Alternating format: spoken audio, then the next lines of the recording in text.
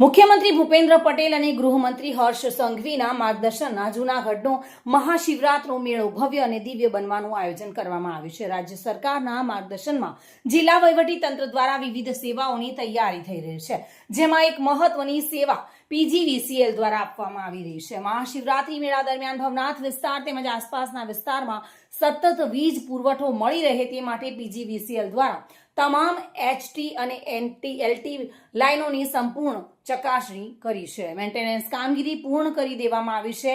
Ambaji feeder સહિત મહત્વપૂર્ણ લાઇનોની વિશેષ તપાસ કરીને સંભવિત ખામીઓને સમયસર દૂર કરવામાં આવી છે. ઉપરાંત વધતા વીજ લોડને ધ્યાનમાં રાખી અંડરગ્રાઉન્ડ કેબલ સાથે 20 નવા ટ્રાન્સફોર્મેશન સેન્ટરો ઊભા કરવામાં આવ્યા છે, જ્યારે 5 જૂના ટ્રાન્સફોર્મરને બદલીને વધુ ક્ષમતાવાળા નવા ટ્રાન્સફોર્મરો સ્થાપિત કરવામાં આવ્યા છે. કોઈપણ અચાનક પરિસ્થિતિમાં વીજ પુરવઠો ખોરવાઈ ન જાય તે માટે 4 વૈકલ્પિક ફીડરો તૈયાર કરવામાં આવ્યા છે. આ તમામ આયોજન અંગે PGVCL જૂનાગઢના અધિક્ષક ઇજનેર H રાઠોડે વિગતવાર માહિતી આપતા જણાવ્યું હતું કે મહાશિવરાત્રિના મેળા દરમિયાન ભક્તોને કોઈપણ પ્રકારનો વીજ વિક્ષેપ ન પડે તે માટે PGVCL સંપૂર્ણ સતર્કતા સાથે કામગીરી કરશે અને સતત સેવાઓ ઉપલબ્ધ રાખવામાં આવશે.